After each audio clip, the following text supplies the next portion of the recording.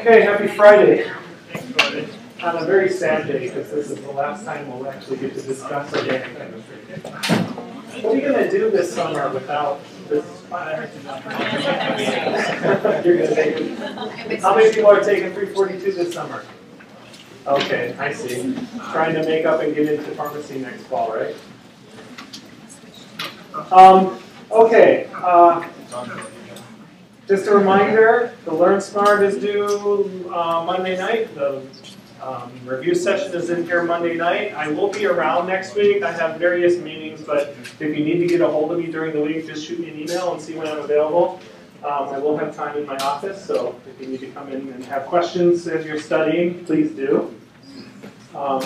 And we'll talk about Chapter 12, and I'm going to finish through Section 12.16. And so that will be the end of what we'll be discussing this semester. The remainder, heterocycles, and there's a section on nucleophilic aromatic substitution, which you might want to read about, but I don't think it will impact the stuff you're going to be doing in 342. So it shouldn't be that a problem for you. So, okay, we were talking about this electrophilic aromatic substitution, the main type of chemistry that goes on with benzene rings and aromatic compounds, because the ring generally reacts as an electron-rich species, and we have to have an electrophile to react with it. And so we've seen this now. This is the third lecture that we've looked at this particular slide. I hope you're very familiar with the mechanism and the intermediate and the structures of those resonance forms, because understanding that helps you predict a lot of the chemistry of electrophilic aromatic substitution. And we talked about several types of electrophiles you can add, and last time we focused a lot on carbon electrophiles. In the case of doing Friedel-Crafts alkylation, as shown here in the top reaction, Friedel-Crafts alkylation occurs when we have some kind of alkyl halide, like chlorobutane and a Lewis acid, to pull off that halogen, make a very reactive, positively charged carbon. And those are now reactive enough to react with benzene to do this substitution reaction. But we know there are some problems with that, right? Alkyl groups, depending on the stability of the carbocation, will undergo rearrangements, and so you end up with mixtures of compounds, usually those that are rearranged to the more stable carbocations before they add. And that's not completely surprising, right? The way to get around that is to do a Friedel-Crafts acylation. Instead of using an alkyl halide, we use an acyl halide. This is a derivative of a carboxylic acid, because we have now a CO double bond. That CO double bond keeps the carbocation on that carbon because it can be stabilized by electrons from the oxygen.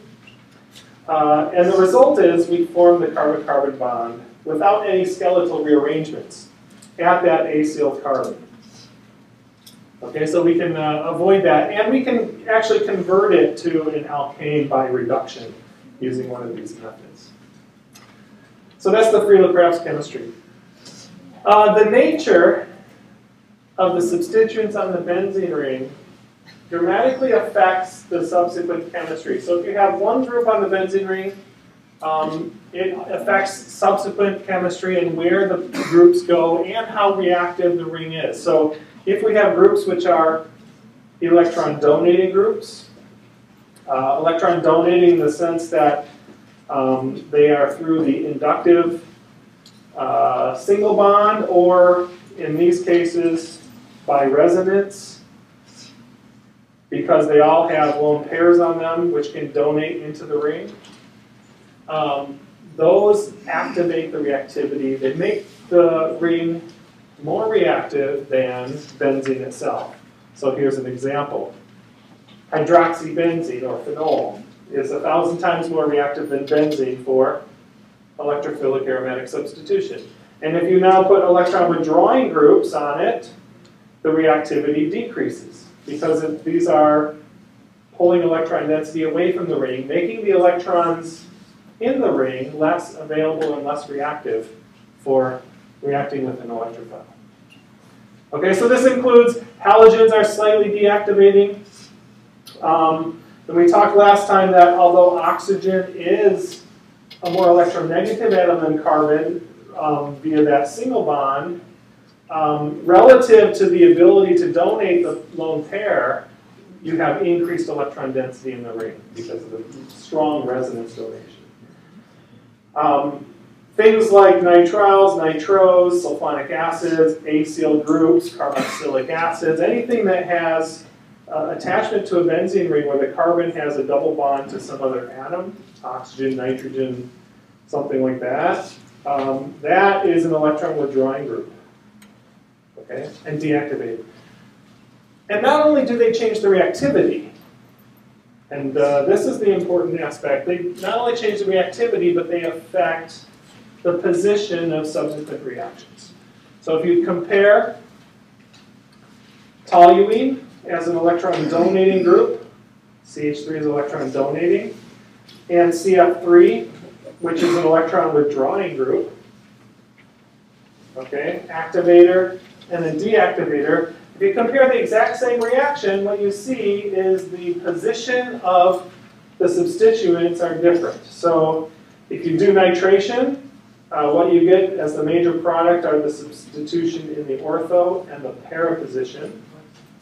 When you have a donating group, electron donating group, and when you have an electron withdrawing group, you see the major product is substitution in the meta position.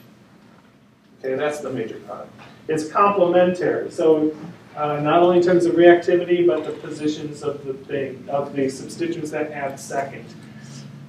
So it's very important to understand the reason why this selectivity occurs in this way. And it has to do with the stability of the carbocation intermediates on the way to doing the substitution reaction. So when you add the electrophile, you need to break one of the pi bonds of the benzene ring initially, right, in this mechanism. And if you have a very good electron donating group, okay, putting that substituent in the ortho position or in the para position generates a carbocation intermediate where one of the resonance forms is next to the electron donating group. Okay, so you see here that plus charge, one of the resonance forms, is right next to the OH group. Right? If it was right next to an alkyl group, it'd be a more stable carbocation on that tertiary carbon than if it were on a secondary carbon, right?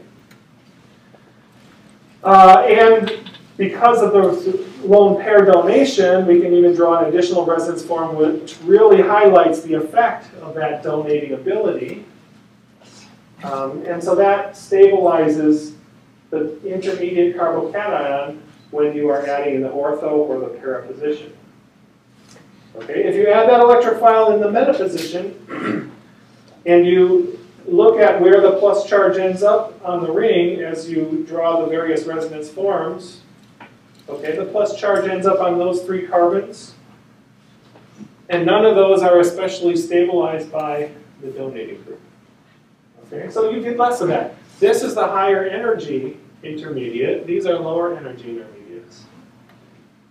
Okay, so if I were to ask you to draw the reaction energy diagram for this, to explain this, what would it look like? Could you do that? Didn't I do that in the last test?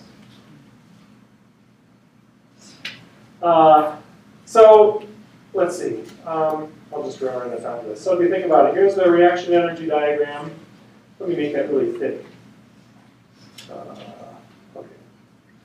Here's the reaction energy diagram. Energy in this direction, reaction coordinate, reaction progress this way. You have the starting material. Okay.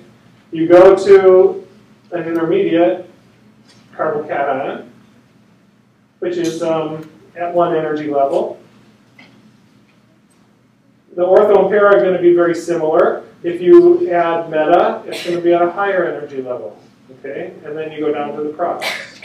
Okay, that's the difference for why you get these different energies. This would be introduce this again. This would be, let's say, the ortho and para, and this would be the meta. Okay. Higher energy, you're going to get less of it. Now, if you switch the situation, if you have an electron withdrawing group, that changes the energetics of these intermediates. So you've essentially switched the electronics 180 degrees, and an electron withdrawing group, like a nitro group, is going to favor the addition meta, okay, because in that intermediate, none of them are particularly bad. So this is the lowest energy intermediate,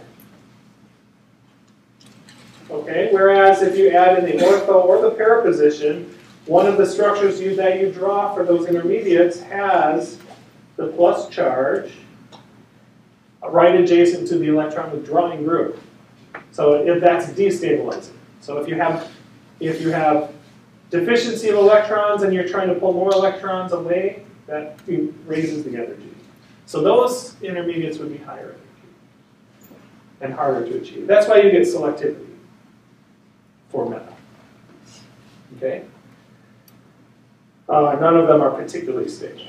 So any questions on the mechanistic reasons for why various different substituents on the ring affects the position of the next addition?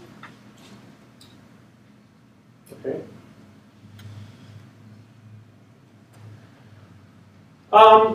Halogens. You notice I talked about halogens earlier as being an electron withdrawing group, right? But halogen is somewhere in the middle. And it is a little bit unusual because if you have halogens on your benzene ring, yes, the reactivity of the ring is a little bit lower. It is a deactivator, okay? It's a deactivator. Let me get red back, it shows up there. Okay? So it does make the ring a little less reactive, but balancing that electronegativity, which is larger than oxygen. Oxygen is less electronegative than the halogens. And oxygen donates its lone pair much more strongly. Halogens are more electronegative and donate their lone pairs more weakly. But it's right at that fine line of balance where you have less reactivity, but you still favor ortho-para addition. So it's the one outlier in our list of deactivating groups. Simply because there are lone pairs on the halogens which allow that carbocation to be stabilized. Okay? So the donation is enough to make this a little bit lower in energy. And I would say it's an ortho-para director, not as strong as oxygen, but it's still an ortho-para director. So it's kind of strange that it deactivates the ring, but still directs ortho-para. Remember, the halogens are the outliers there.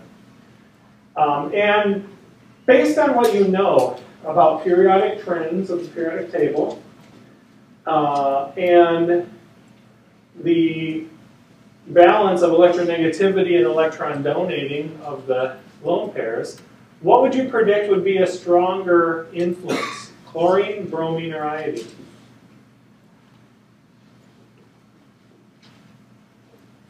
Which is less electronegative? Iodine. Iodine. So as you go down the periodic table, you would expect the electronegativity raising energy to be less. Okay, so it's not as bad. And the lone pairs, are they easier to donate in or harder to donate in? As you go down the periodic table. It should be easier, that's right. As the atom gets bigger, the electron, those lone pairs are less close to the nucleus, they're held less tightly, they're more available, and so they actually are involved in resonance easier. So that's absolutely right. Okay, so what we have then are groups which we refer to as ortho-para directors. Ortho-para directors are all of those activating electron donating groups and the halogens, and meta-directors, which are the electron withdrawing groups, particularly the ones that have a very strong, highly plus charged atom next to it. Like nitro is one of the strongest. Okay? And those vary in terms of strength. So I think I don't know if I have it on the next slide. No, I don't. Okay, those vary in terms of strength. So if I just go back here for a minute, look at the groups that I have listed on the bottom as ortho-para-directors and activators. Okay, the better they donate that lone pair, the stronger that effect is going to be. So if you think about oxygen or nitrogen, which of those might be the stronger lone pair donor to the resonance forms?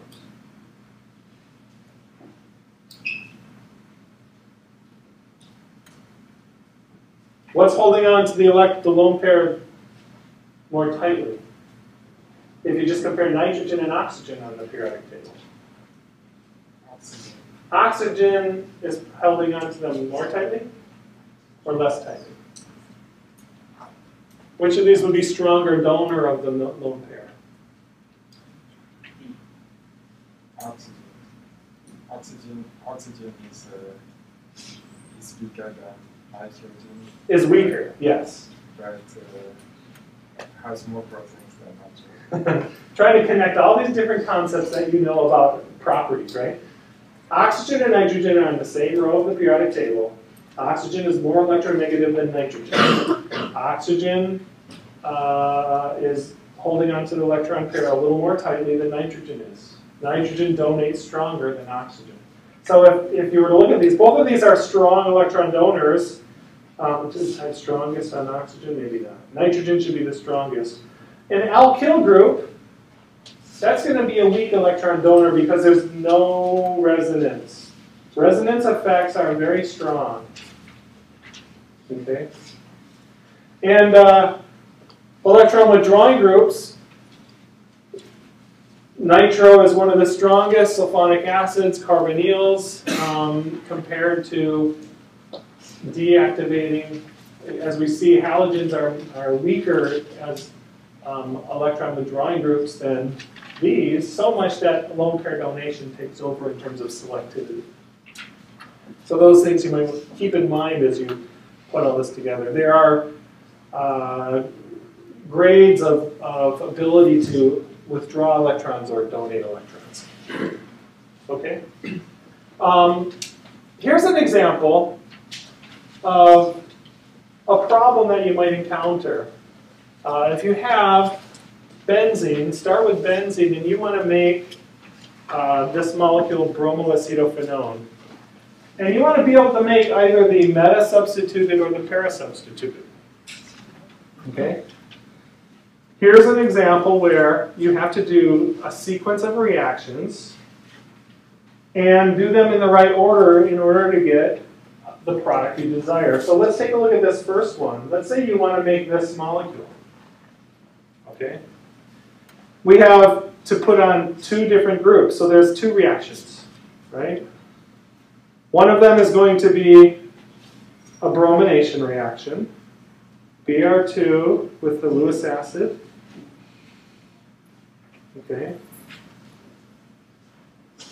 And another reaction is going to be a Friedel-Crafts acylation. So we need this acid chloride plus aluminum trichloride. Okay, what order do I want to do those reactions?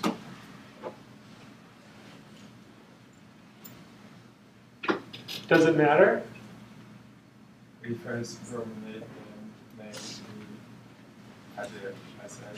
Okay, if we first brominate, okay, we make bromobenzene.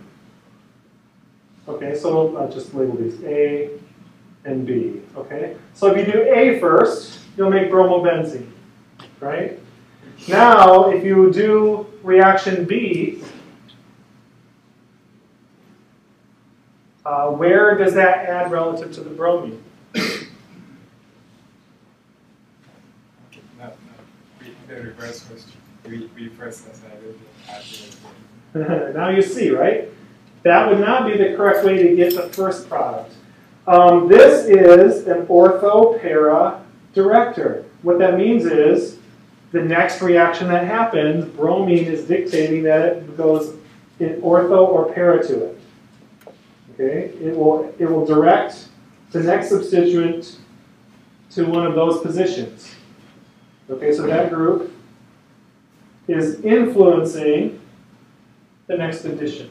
So I didn't draw ortho as the other option, but we could certainly get the para. We'll get ortho too, but you get the para product, not the meta product. Where's my color? Doing this. So in this sequence of reactions, if you do A first, then B, you'll get the product on the right. Okay, you won't get the product on the left. Or it'd be very, very tiny. It would not be the major product. All right, and that's what we're talking about, major products. So I want you to not get confused with all the products you could get. We're talking about the major product. If you want the product on the left, you would have to do reaction B first, and then reaction A. Because if you do reaction B first, let me just clear these drawings. If you do reaction, I cleared that too. Darn it. Oh well. If you do reaction B first, and do the Friedel-Crafts acylation, now you put on a substituent, which is a meta director. Okay, so the next group that goes on, the bromination reaction, I'll do it to the right one, yes, will go in the right place. Okay, this group will send the bromine, those are identical positions because of the symmetries. We'll send the bromine to those positions. Okay, so it is important to understand and remember how the groups are affecting the second reaction or the third reaction and so on. Okay? I have another example of some problems you might encounter. Here's benzene, and here are the molecules that you should make. And the question is, how do you make it? Okay. So we have a para-nitrobenzoic acid as a product. Okay. Para-nitrobenzoic acid, you know how to put on a nitro group, right? How do you put on a nitro group? Nitration is... Yep. Nitric acid mixed with sulfuric acid, we heat it up, you get nitration. So there's a set of conditions to do nitration. How do you put on a carboxylic acid? Oxidize and argue. Yes. We haven't learned a reaction to go from benzene to carboxylic acid directly. What we have learned is a reaction that could take a alkyl group, and I'll just say a CH3. So the one to go from here to here would be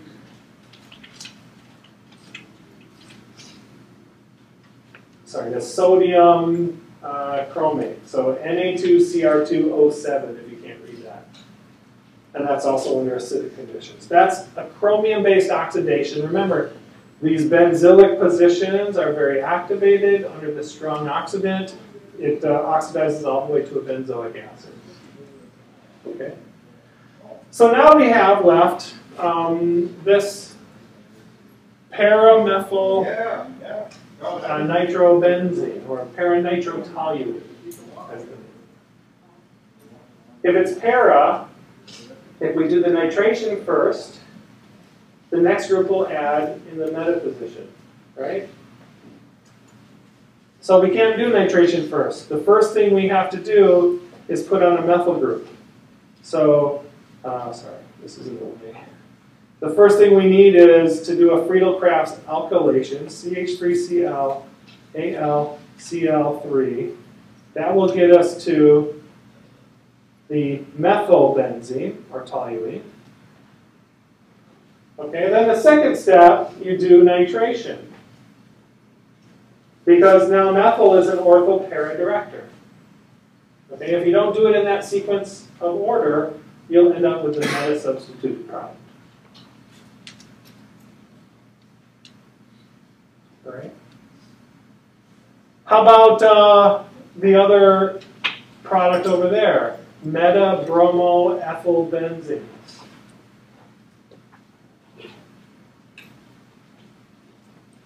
We start with the acylation, then bromination. After that, we reduce the acyl group. Exactly. We can't, both of this group, this is an ortho para director, okay? This is an ortho para director. If we were to do an alkylation followed by bromination, it would be ortho or para. If we did a bromination followed by alkylation, it would be ortho and para. We need to have on there first a meta director. So the way to do this is to put on an acyl group. Let's see, sorry, too many carbons. Chloroacetic acid, acetyl chloride and AlCl3. Okay.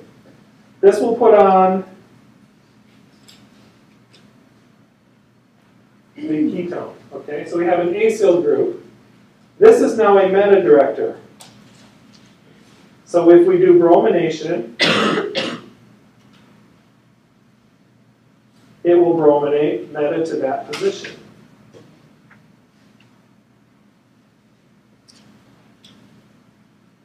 Okay. Now, we just need to reduce the CO to the alkane as the last step. And we can use, if you saw that last slide earlier, zinc mercury amalgam, or hydrazine under basic conditions. You can reduce that off. So one thing to keep in mind that if the groups that are on the target product don't have the right directing properties to get them in the positions you want, you have to think about using a different functional group and then altering that functional group later. A carbonyl is a meta director. You can put this acyl group on first, put the next one on, and then remove the oxygen. Benzoic acid, actually, if you think about it, even if you had a way to put on benzoic acid directly, it would be a meta director, and it wouldn't direct the nitration in the right place. So you have to do something which gives it ortho-para directing first, and then change the functionality. You have a question? Yeah, what does it say under the arrow right in the middle? FeBr3, sorry. This is meta director here. This is FeBr3. Yeah, sorry. Iron tribromide is the Lewis acid. Okay, you're welcome. So you have to really think about this in a logical progression in how the groups affect each other. And if you have two groups on there, here are 4 examples of molecules where, all doing the same reaction, what is the product for each of these? Where does the nitro group go when we do nitration of all of these intermediates?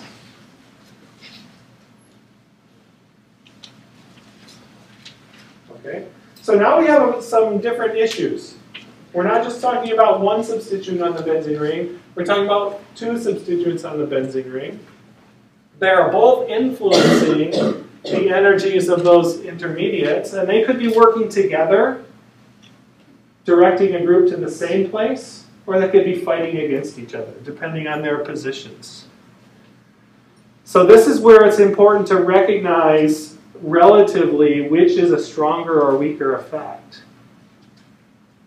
So let me just say that the stronger the donor, always the activating groups when you have that, the stronger those donors, the more influence it will have, because the stabilization of the carbocation intermediates is very, very important. Okay? And this is true whenever you have strong resonance donors. Like in this case, I have an example with an OH group on it. So paramethylphenol, paramethylphenol. Okay, we have an OH group on the top. It's directing where? Orthopara or meta? Orthopara. This is an orthopara director, which means it's trying to get groups to add ortho or para to it. Notice the para position, para to the OH is blocked. There's no hydrogen on it. So para is ruled out, para to the OH. Okay, what about the methyl group? Where is it directing to? Meta or orthopara? Orthopara. Well, para to the methyl group is also blocked, so you can discount that. But it's directing ortho to it. Okay. So the methyl group is trying to bring the nitro group in next to the methyl group. The OH group is trying to bring the nitro group next to the OH. Which one wins? They're fighting against each other. Which one wins? The OH. That's the strong resonance donor. The OH will win out over an alkyl group. So the major product in this case will be nitro group ortho to the OH. Okay? How about the next example? Where do you think that directs to?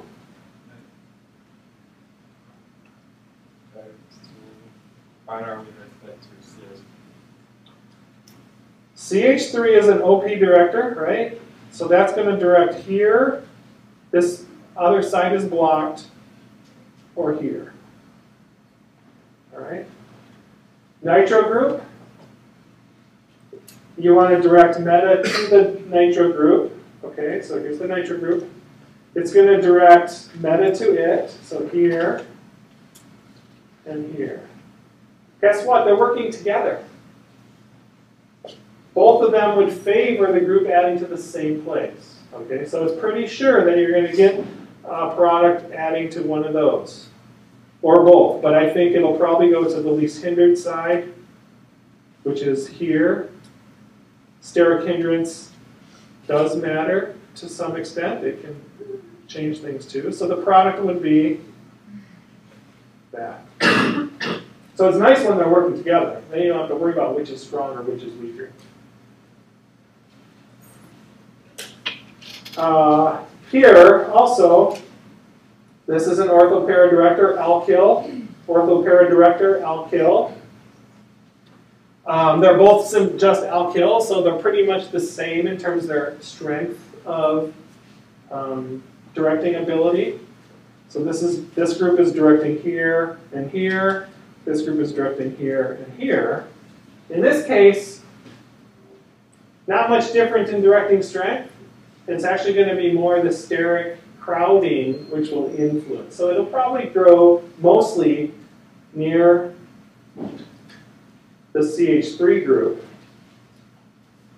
because that's the least hindered.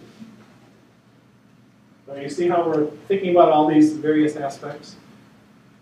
And finally, these are both working together too. Ortho and para, well, ortho and para.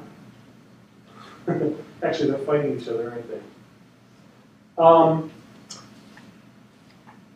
You will get addition probably to the least hindered position. I would say here or here. You'd actually probably get a mixture. This one is a case where it's not exactly that clear cut. So I would say maybe, sorry, here.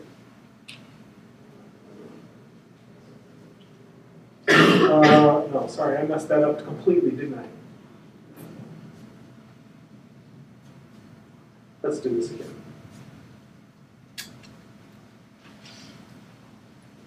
Ortho, ortho, para. That's better. Those positions would be where it would go. So you got to catch me. So I would rather go here than in between. In between is crowded. So I'd rather go to one of the other ortho positions. Okay? So questions on that? Think about that as you go through some of the examples. I had this last slide, and what I think you should do, here's a sequence of 3 reactions, which takes all these things into account. Draw out the products that you would expect to get doing it in that order, or doing it in any possible combination of order of those reagents. How many give the same products? How many would give different products over those 3 steps? Okay, it's a very good exercise. So I'm going to stop there. We're going to take our final quiz. I know, you're going to be sad not to have quizzes also, right? And we will see you on Thursday for the exam or Monday for the review session.